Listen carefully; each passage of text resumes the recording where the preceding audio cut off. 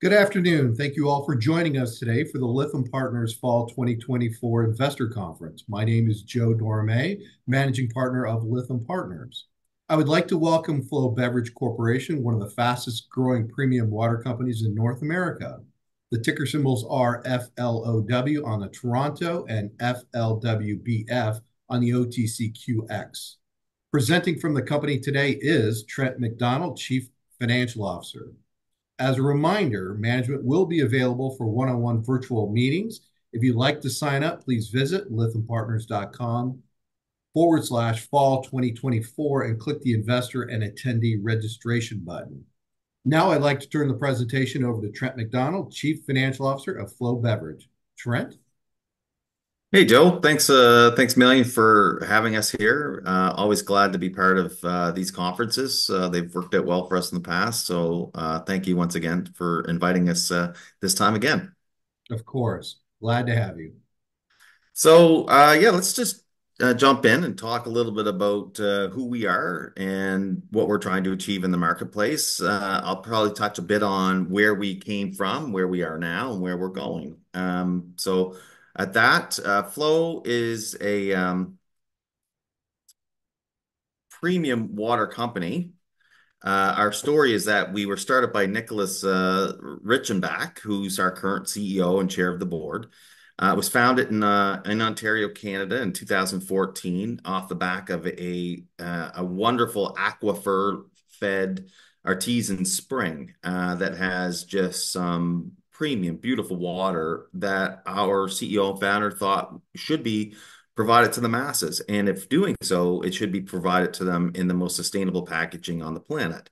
And that was the impetus behind it. And our water, again, is naturally spring water with a high pH level, naturally alkaline. It's actually a mineral water, so it's natural mineral spring water. It has functional benefits because of that alkalinity, but it's also, as people may not know, because of the mineral makeup, it has almost as many electrolytes as many sports hydration drinks, except it's naturally occurring. So lots of functional benefits that come with our actual water. We take a portfolio approach. So we have flavored waters, cucumber mint, strawberry rose, blackberry hibiscus, among others. In addition, we have just announced, and we'll talk about this a bit more, we're very excited about it, sparkling mineral spring water, which will come in an extremely innovative packaging format. It will come in in form of an aluminum bottle, and again, brings with it a tremendous focus on sustainability. And I should go back because our water, when I say we're in the most sustainable package, we're in a Tetra Pak, and you can see it here. And anybody who knows Flow will have had this before. But it's, recyclable. It has a high degree of natural, renewable materials that make up the packaging itself. The cap, which looks and feels like plastic, is actually made of sugarcane and is completely biodegradable. So as a result of that, as an ESG score, we are one of the highest rated companies in the world, or in the top 5% of the actual world in ESG B Corp certified organizations, and we're the highest when it comes to water companies. So we're very proud of that, and we look to continue to build on that momentum as we go forward by not resting on our laurels and making ourselves even more sustainable as an organization.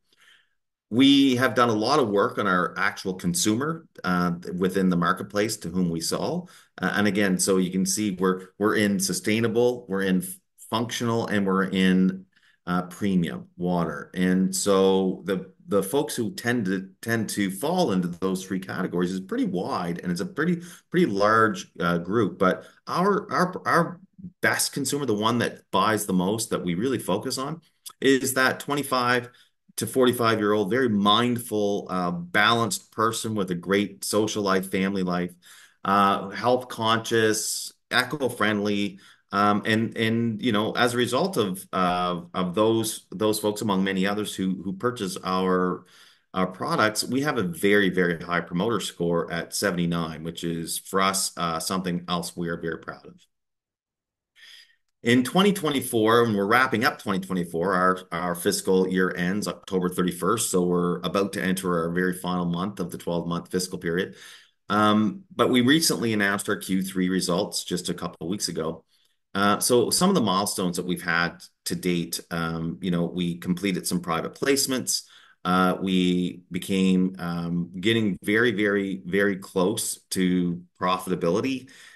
You see what we've done, over the last, call it 6 quarters, through an enormous restructuring of the organization. The last 2 quarters, we've been able to meet some pretty big milestones.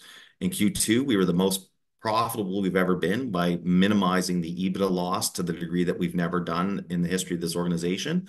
And then in Q3, we did it again and beat Q2. And our goal is to get to, EBITDA positive in the very near term, and then eventually fully cash flow positive within the not so distant future, and call it 3 to 5 quarters.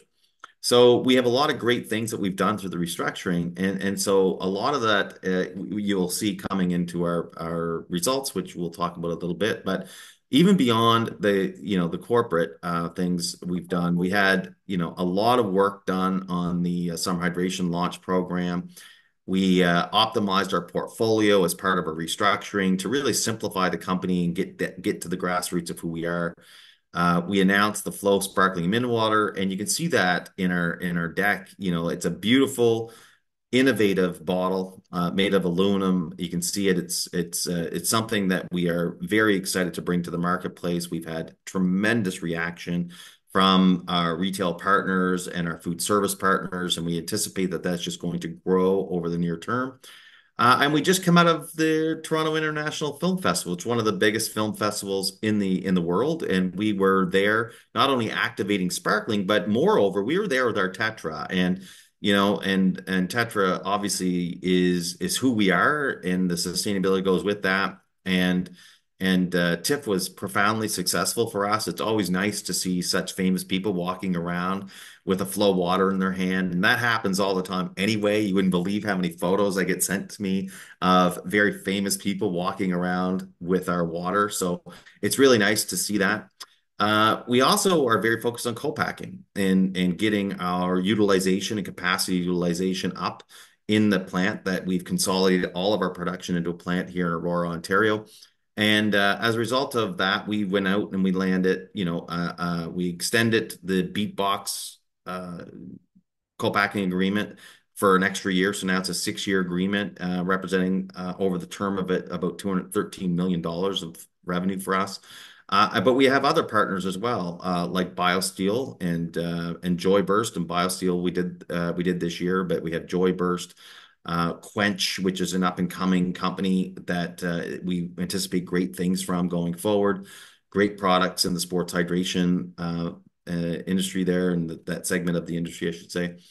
So in total, we have like $246 million worth of forward contracts, which, is going to really stabilize our organization as we go forward and supplement our ability to get to not only cash flow positive, but that starts with really great margins, which of course you need as a CPG manufacturing company. You need high absorption. So this really helps in that regard.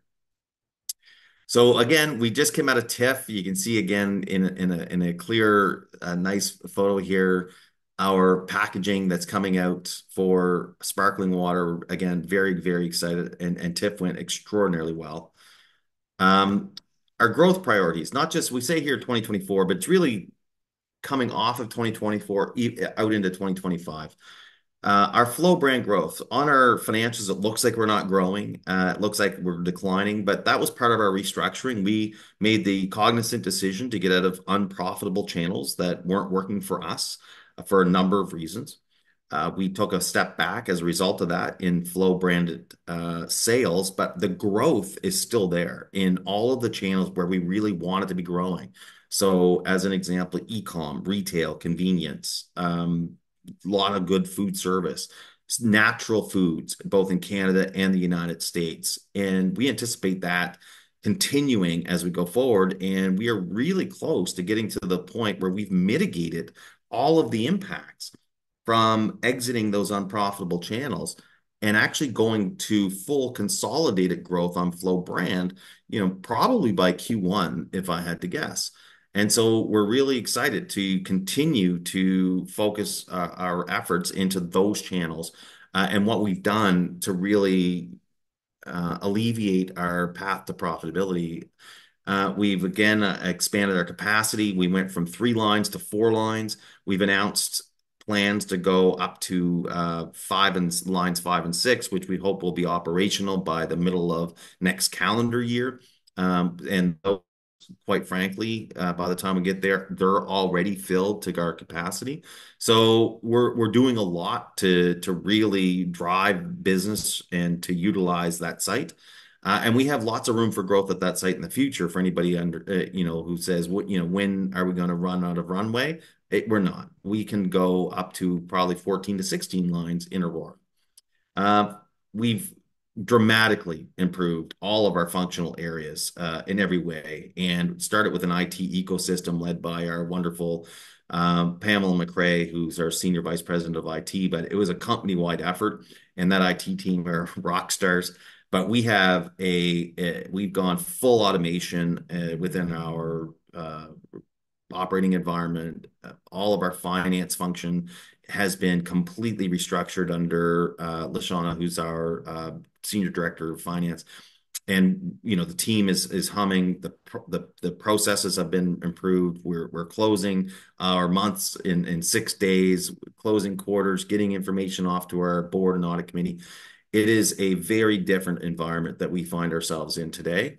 And we've been working on stabilizing our working capital. So, you know, complete restructuring is expensive. When I first arrived here, and anybody can look it up in October 2022, we had $2.3 million, worth of cash, and that's it. And if you add it all up, we had burned through $111 million of cash in the 24 preceding months, and had lost close to $60 million on an EBITDA basis in that same time frame. So the start of this restructuring had us in a lot of peril, but here we are. We're surviving. Just 2 years later, we're still here, and we are now on the cusp of actual profitability and not so far from cash flow positivity. So a lot of great things have been done over that time frame, and we're very excited for the future. And now, like I said, we're working on fixing our working capital, looking at a bit of a recapitalization.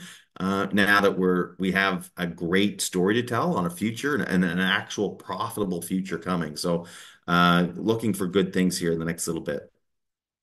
From a Q3 2024 most recent, you can see here what I talked about. The Flow brand net revenues down in Q3, not as much as it was year over year down in Q2. As I said, we've been even though all of that revenue stream that was there last year and those unprofitable channels is gone, we're closing the gap because we actually are growing in very profitable areas. And you see that we went from 3% gross margins last year to 34. We're not going to stop there. Our goal is to, in the very near term, in the next couple of quarters, to get that to start with a 4, and we'll see where we go from there. But we had great gross profit growth over the course of the last year. And our sales and marketing, you see, have stabilized. General and admin have come down dramatically. Sales and salaries and benefits, you can see that it's really starting to show what's happened with our restructuring efforts. And as a result of that, our EBITDA loss went from $12.7 million last year to 3.5. And on an adjusted loss, which we've kept the same definition, we don't mess around with that definition. We're down to 1.9 from 10.7 loss last year.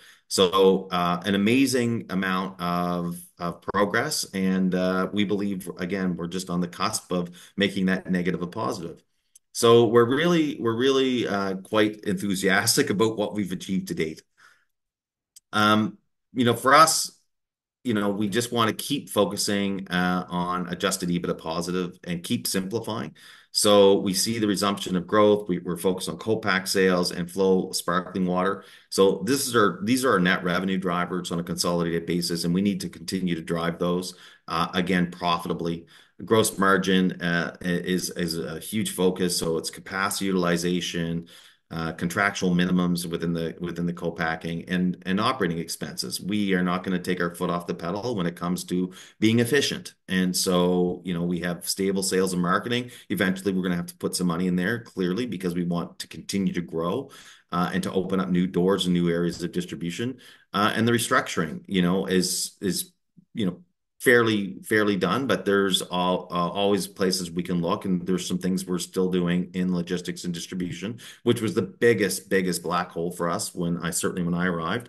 And now we've saved, close to $8 million in that area, and that's on higher volume. And so it's crazy to think what we've done. And so far, we estimate 20 to $24 million in overall cost improvements, at this point versus our run rate, when we first come into the organization. So a lot we've been able to accomplish, a lot more that we have to accomplish. Which gets me to this, valuation. We are valued at 0.9 times our enterprise value, but we're pretty high in debt for the size we are. We're looking at what we're going to do with that over the next several quarters. But if you just look at it from a market capitalization to our forward sales, we're like, under zero point 0.2. Whereas our peer group is well over 4 if you looked at it just on that basis. So we are woefully undervalued versus our peer group, but value is in the eye of the beholder. It's subjective. And the reason we know why we're undervalued, and there's a lot of reasons there, but inevitably we need to continue to execute and de-risk our organization, and get rid of some of the overhangs. And I think then the market will start to get it right. As long as we continue to operate, I don't see a path where we're growing top line aggressively, being EBITDA positive, cash flow positive, and still trading at multiples under zero point 0.2. I just don't see that happening. Doesn't mean it won't, but I just don't see it. And so I think there's a time when investors are going to have to start taking a serious look at an entry point. And we've just had 2 straight quarters of dramatic improvements. We're saying what we're going to do, and then we're doing it. So I think, look, see what the next couple of quarters look like, and we'll go from there. But we're on a very, very good path, and we're going to keep telling the story to people like you, Joe, and taking part in a lot of IR. We talk to investors every day. It's a big part of my role right now is to tell the story, and to start getting the shareholder value up to reflect what we've done internally from an operations perspective. So that's where we are. Hopefully, that's of interest to folks. And we always say it's a beautiful day to invest in the future. So thanks everybody at that. That was a great overview. Thanks a lot, Trent. We really appreciate it. Since we got a little bit of time, let's dive a little deeper into some questions. You know, looking at your results, you guys have done a great job on executing on the operational transformation of the company. Do you have any more steps remaining in the transformation or slash restructuring? Yes, we do. But I'd say we're about 85% complete of the big things, the big low-hanging fruit. But within logistics and distribution, warehousing, we've done a ton. We used to have several warehouses. We're down to one. We went full 3PL. We're doing some nice things in e-com, especially on platforms like Amazon, going to Vendor Central. But there are things that we still have to do. And our logistics vice president, our vice president of logistics and supply chain, Linda, who is in herself quite amazing. She was on maternity leave for a lot of the last year, so she missed a lot of what we've done, and she's come back, and thankfully, because she's going to be the one driving that bus to get us even further ahead. And she's already made some pretty good improvements since even arriving back after her time off. So we're looking forward to some good things there. And then there's a few things we're going to do in functional areas still that we're toying with. And from an operational perspective, we really have to continue to drive operational efficiency and get our cost per unit down from a standard overhead cost perspective. And we're doing good things there, but there's room to improve even from here. Well, that's great. Long term, you talk about co-packing. How big can that become? What kind of opportunities do you see for growth and profitability there? Yeah, I think there's an amazing opportunity that continues to be in front of us. The reality is that Tetra is not a format of choice in RTD in the United States specifically. It's getting a bit better in Canada versus what you'd see in Europe. And Tetra is a massive company. They're putting a lot of money, effort, and resources into proliferating this as a great RTD drink versus, the brick format for juice packs and stuff, which they've done a great job at, obviously, over the decades. But and it comes to water in a bottle or what you see what Beatbox is doing or Joyburst in hydration or BioSteel or now Quench, you see what's happening in the marketplace and it's becoming much more acceptable. And you see even here in Canada in liquor and alcohol, you have Cottage Springs and some others, and of course Beatbox in the US. So, the more that happens, the more co-pack opportunities arrive for us. And look at Vita Coco, who's been extremely successful in that format. And we're proud to call them a partner of ours in terms of co-packing. And so there's a lot of room for growth. And as a result of that, I get the question all the time, like, how much more can you guys grow before you have to build a new plant? We don't. We have a secondary site coming online in probably March when it's fully operational. And this was through the Beatbox agreement that we have, for distillate. It was really for dilution of of their alcohol so that they don't have to be sending so many trucks Yeah. that are under 20%. We can actually receive it at a higher ABV and dilute it ourselves now with these new capabilities. But we knew that we needed something to grow. So we can comfortably get to 8 lines in our current facility. We're going to be at 6 by the middle of calendar next year. We're at 4 now, and then the new facility will fit at least 6, maybe even 8. And so you're talking between 14 and 16 lines, and they're each doing, call it 36 million packs a month or a year, sorry. So we have a lot of runway to get to some very big revenue numbers, both in co-pack and for the Flow brand. That's fantastic. So, let's talk a little bit about gross margins. In Q3, you came in at 34%. What do you think is achievable long term as you look at what you're doing with the business? Yeah, look, Tetra isn't, some of these plastic that are thin, small plastic bottles that you can crush even when you're drinking it. These are pennies. Tetra is a premium format, so it's never going to be something that's going to allow us to have 75% margins. Yeah. But that being the case, we really believe there's a runway to get us close to 50, if not marginally over it. It'll take a few more quarters for sure, and we need to really focus, I think. But once you get lines 5 and 6, and they're really producing at full capacity as you build towards line 7 and 8, I think at that point your absorption is really through the roof. Based on our rent and our overhead and the operational expenses to run that facility.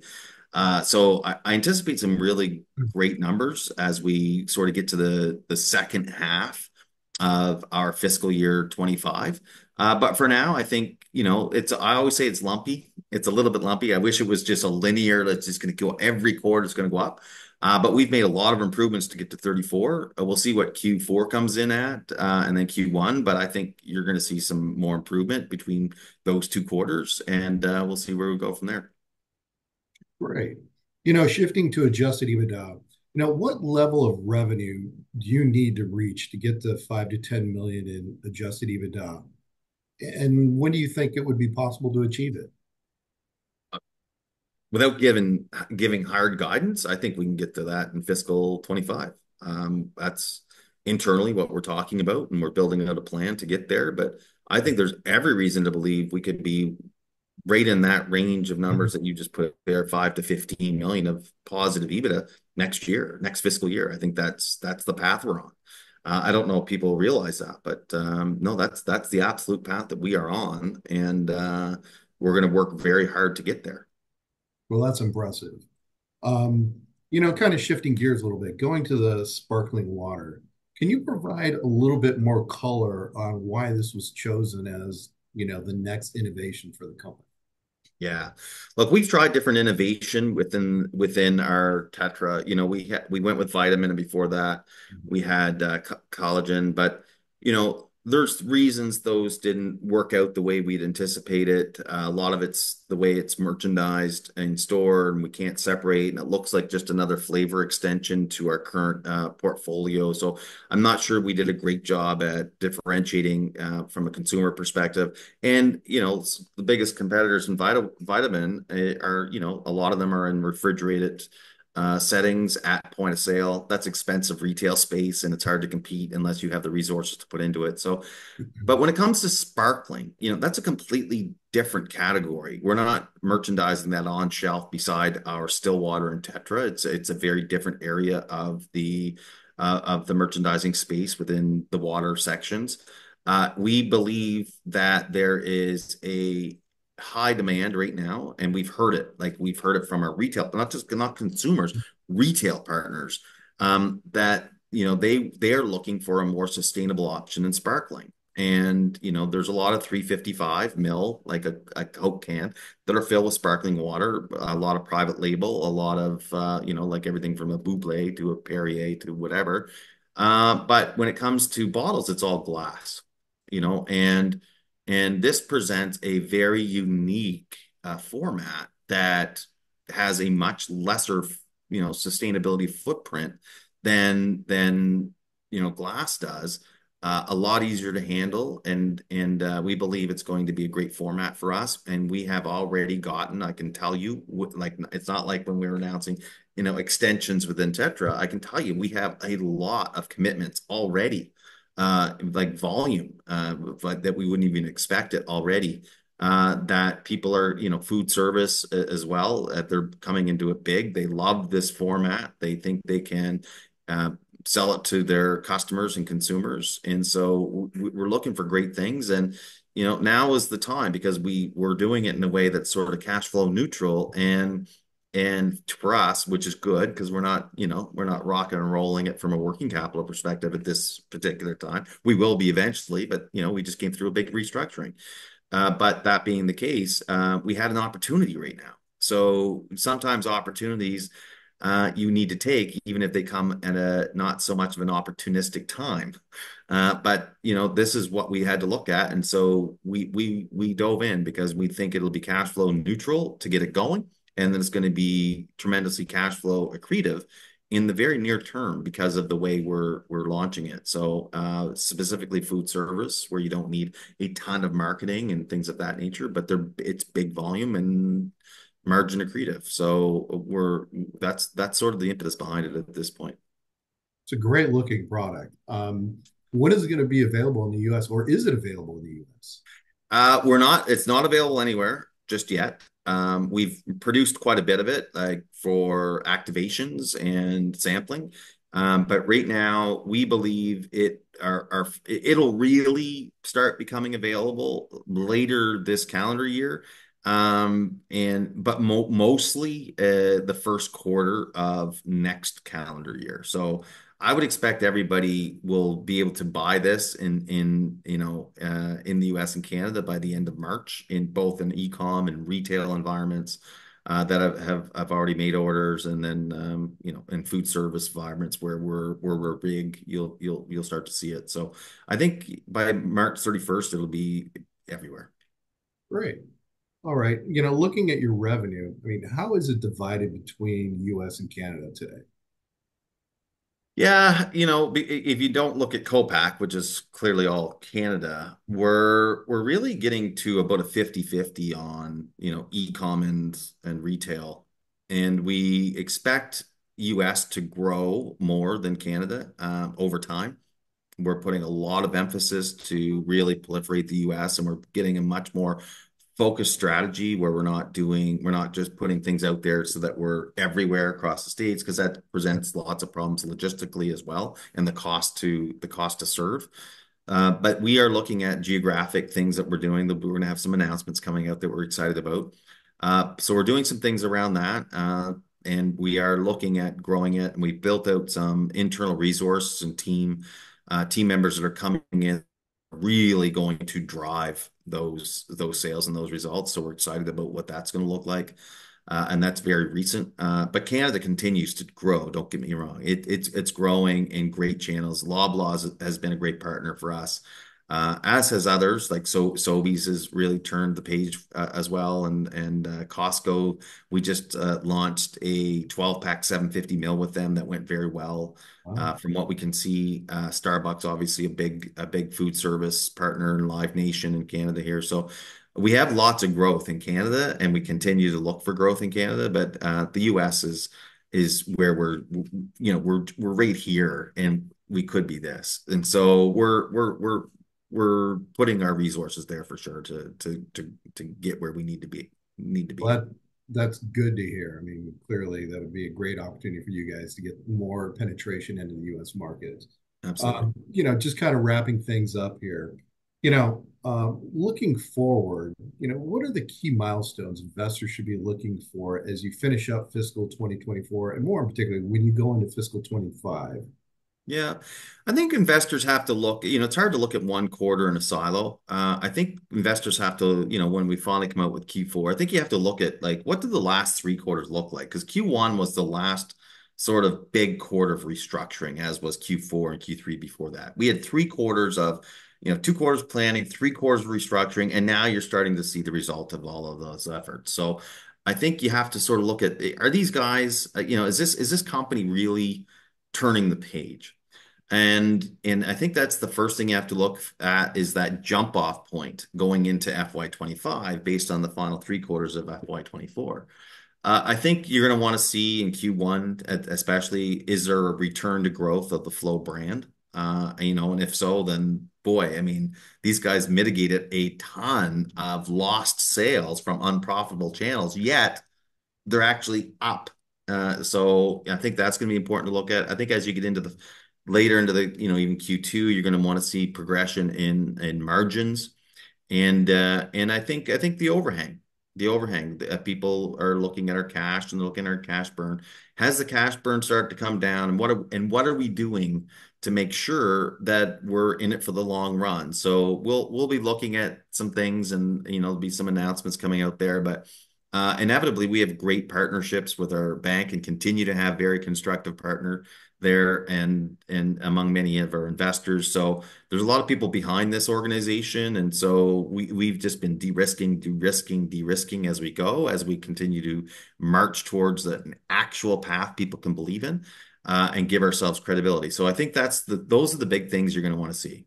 It's continued growth, better margins, and a very clear path to being able to sustain ourselves as a going concern. And we clear all that off in the next 6 to 9 months, and you have that growth and that profitability, and now we have a pretty good balance sheet. I don't see how it can trade. I'd say it all, but I mean, I know a lot about the markets. I'm in them. I've been around them for most of my adult career, and it's very rare. You can always find them where there's somebody who's ridiculously undervalued as a growth company that's profitable, but it doesn't happen very often. And so the market, we believe, will get it right as soon as we prove ourselves out. Yeah, you're right. And this is a great overview. I think it's very helpful. And the key is just execute like you've been doing, and then at some point the markets will reward you. So Yep. congratulations to you and your team for doing a great job. And Thanks, it's Joe. been a pleasure having you with us today. So with that, we'll just close up. And as a reminder for the folks that are listening, if you'd like to sign up for a one-on-one meeting with management, please visit lythampartners.com/fall 2024 and click the investor and attendee registration button. And with that, thank you again, Trent. We appreciate it. And we wish you all a good day and enjoy the conference. Thanks, Joe.